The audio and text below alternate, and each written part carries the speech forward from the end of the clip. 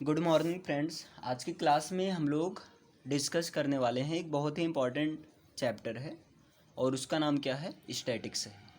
समझिएगा, स्टैटिक्स को हिंदी में कहते हैं सांख्यिकी कहते हैं, है ना। सबसे पहले हम लोग देख लेते हैं इसका इंट्रो क्या होता है, इसके बाद स्टार्ट करते हैं। तो समझ लीजिए, सबसे पहले स्टैटिक्स का मीनिंग क्या होता है। तो बेटा ये चीज़ होता है, हम शार्ट में कह सकते हैं, ये जो होता है स्टडी ऑफ कलेक्शन होता है। ये क्या होता है यहाँ पर, स्टैटिस्टिक्स, थोड़ा स्पेलिंग मिस्टेक है ना। तो चलिए इसको सही कर दिया जाए। फर्स्ट ऑफ ऑल STATI और TICS, ये होता है स्टैटिक्स होता है। ये चीज़ अब सही है ना, स्टैटिस्टिक्स ये चीज़ होता है आपका, ये चीज़ हाँ, ये स्पेलिंग ये होगा। देखिए ये होता क्या है, तो स्टडी ऑफ कलेक्शन होता है। कलेक्शन का मतलब क्या हुआ, किसी भी कलेक्शन, यानी कि एक प्रकार से जो ग्रुप होता है, किसी कलेक्शन का स्टडी करना होता है, जैसे स्कूल क्लास, है ना। या जो है किसी एनालिसिस मतलब कोई भी चीज़, किसी चीज़ का अगर एनालिसिस करना हो तो उसका कलेक्शन करना होता है, उसका स्टडी करना होता है। या कोई रिप्रेजेंटेशन करना हो, जैसे रिप्रेजेंटेशन आप एक टेबल के द्वारा दिखा रहे हो, है ना। रिप्रेजेंटेशन, या आप कह सकते हैं सिंपल सा प्रेजेंटेशन, वैसे यहाँ होगा रिप्रेजेंटेशन, थोड़ी होगा प्रेजेंटेशन, क्लियर। या जो है, और किसी डेटा के ऑर्गेनाइजेशन को, और ऑर्गेनाइजेशन ऑफ डेटा, किसी डाटा के या डेटा के ऑर्गेनाइजेशन का स्टडी का कलेक्शन होता है।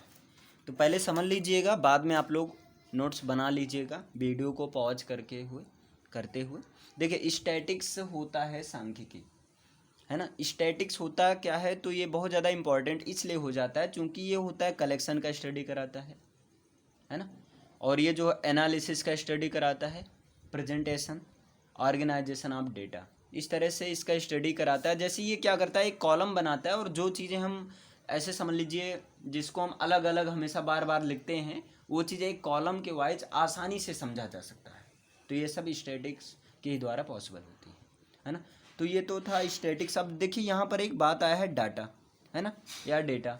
तो डेटा का जो है ऑर्गेनाइजेशन करना होता है, या डेटा का रिप्रेजेंटेशन होता है, एनालिसिस करना होता है, कलेक्शन करना होता है। सिंपल सा, ये कलेक्शन तो होता है लेकिन किसी डेटा का कलेक्शन होता है, किसी एनालिसिस करना होता है, लेकिन किस पर एनालिसिस करना होता है बेटा, डेटा पर एनालिसिस करना होता है। प्रेजेंटेशन, हमें किसी का प्रेजेंटेशन बताना होगा, रिप्रेजेंटेशन दिखाना होता है, तो डेटा का ही कोई ना कोई डेटा तो होगा ही, आकलन तो होगा ही। और ऑर्गेनाइजेशन, तो समझ लेते हैं यहाँ पर ये डेटा क्या है ना। आखिर भाई जब डेटा का ही एक प्रकार से ऑर्गेनाइजेशन, कलेक्शन, एनालिसिस, ये सब स्टडी करना स्टैटिस्टिक्स होता है। तो ये डेटा होता क्या है ना। तो डेटा होता है जैसे कोई भी, जहाँ से हमें जो इन्फॉर्मेशन का सोर्स हो। जैसे अब मार्कशीट है ना, मार्कशीट में आप देखे होंगे पूरा हाई स्कूल का जो रिजल्ट आता है, जैसे इस समय चल रहा है ना, हाई स्कूल का भी कल रिजल्ट आया है। तो उसमें क्या रहता है, पूरा एकदम कॉलम बना रहता है, और कॉलम में इंग्लिश, हिंदी, मैथ सबका दिखाया रहता है कि हाँ किसका कितना रिजल्ट है। तो मार्कशीट होता है। या किसी गुड्स का मतलब कोई भी सामान हो सकता है ना भाई। गुड नहीं, किसी कोई भी सामान हो सकता है, और उन सामानों की लिस्ट, गुड्स लिस्ट। जैसे घर में एक बनता है गुड्स लिस्ट, सामानों की लिस्ट कि ये ख़त्म है ना। खैर यहाँ तो ऐसे लिख दिया जाता है, कोई बहुत ज़्यादा स्टैटिस्टिक्स वाला रूल तो अप्लाई नहीं है, मतलब कॉलम वगैरह बाकायदा तो किया नहीं जाता है। नॉर्मल वैसे नॉन तेल, हल्दी, धनिया, मिर्चा तेल, ये सब मंगाया जाता है। चलिए ठीक है। तो यही सारी चीज़ें क्या होती हैं, डेटा होती हैं। So data is what, data means date is the source of information, like marksheet, goods list, किसी सामानों की लिस्ट, ऐसे बहुत सारी चीज़ें, है ना। अब यहाँ पर देखिएगा, देखिए ओवरऑल स्टैटिक्स का मतलब होता है डेटा का ही प्रेजेंटेशन करना, डेटा का ही कलेक्शन करना, डेटा का ही एनालिसिस करना। तो यहाँ पर समझते हैं कि डेटा का प्रेजेंटेशन कैसे किया जाता है आखिर भाई, किस तरह से। जैसे नॉर्मली एक तो तरीका आप लोग को पता है कि कॉलम वाइज, है ना, क्या और कोई तरीका होता है? हाँ, यस, बिल्कुल, है ना। तो समझते हैं, यानी कि हमारा फर्स्ट तो ये इसका मीनिंग है, सेकंड जो है अबाउट डेटा है, और थर्ड जो पॉइंट है हम लोग आते हैं उस पर, और वो चीज़ है प्रेजेंटेशन ऑफ डेटा है। वो चीज़ क्या है? प्रेजेंटेशन ऑफ डेटा, यानी कि डेटा का प्रेजेंटेशन कैसे करेंगे, है ना। डेटा किस किस फॉर्म में प्रेजेंट किया जाता है, डेटा का प्रेजेंटेशन कैसे होता है, ठीक है ना।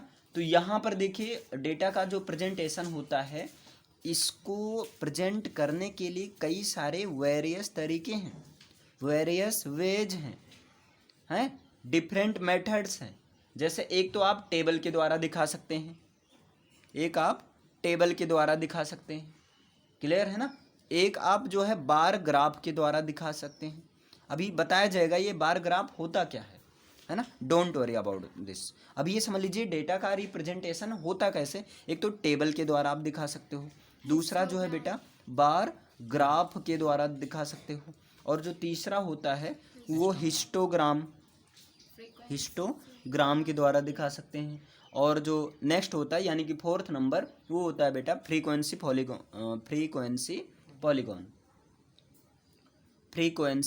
पॉलीगॉन के द्वारा आप दिखा सकते हैं, है ना। और सुनिए लास्ट में जो है आपका आता है वो पाई चार्ट के द्वारा आप दिखा सकते हैं। अब देखिए ये जो स्टैटिस्टिक्स का एक पोर्शन है पाई चार्ट, पता है इस बार जो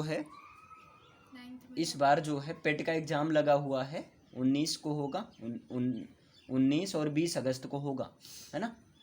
और जैसा कि आज 1 जुलाई है बेटा, पाई चार्ट से उस पेट के एग्ज़ाम में 10 मार्क्स का क्वेश्चन आ रहा है, 10 क्वेश्चन आ रहा है इसी पाई चार्ट से। उसमें ऐसे पाई चार्ट दिया रहेगा, फिर उसके नीचे क्वेश्चन आंसर दिया रहेगा, तो क्वेश्चन आंसर करना रहेगा। 10 क्वेश्चन आ रहा है जो कि 9th में है, और यही क्वेश्चन जाकर कंपटीशन में पूछा जा रहा है, जो PET निकला है। अगर आप वो नहीं पास कर पा रहे हैं तो यूपी की किसी भी वैकेंसी को आप अप्लाई नहीं कर सकते, क्लियर। अब बताइए, और हर एसएससी के एग्ज़ाम में जितने भी एग्ज़ाम होते हैं, लगभग कोई भी कंपटीशन का एग्ज़ाम हो, वहाँ पाई चार्ट से क्वेश्चन आना फिक्स रहता है, और ये चीज़ आपके 9th में ही, ये सारा एकेडमिक लेवल वाला ही वहाँ पर आपका भरा है। कहाँ पर? आपके कंपटीशन में बस रहता है, वहाँ लेवल थोड़ा हाई हो जाता है, या लेवल नॉर्मल भी रहता है, क्लियर। चलिए फिर, तो ये पाई चार्ट से वहाँ पर आता है। तो ये देखिए प्रेजेंटेशन आप जो डेटा का प्रेजेंटेशन होता है वो 5 तरीके से होता है ना। 5 वेरियस वेज, बाकी हैं तो बहुत, लेकिन मेनली जो हैं 5 हैं, 5 वेरियस वेज हैं। चलिए थोड़ा सा जूम कर दिया गया, आप लोग को दिख रहा होगा अच्छे से। तो 5 है ना, एक है टेबल, बार ग्राफ है, हिस्टोग्राम है, फ्रीक्वेंसी पॉलीगॉन है, पाई चार्ट है। अब एक एक हम आपको दिखाते हैं चार्ट में। पहले देखिएगा ये चीज़, आई होप आप लोग को दिख रहा होगा।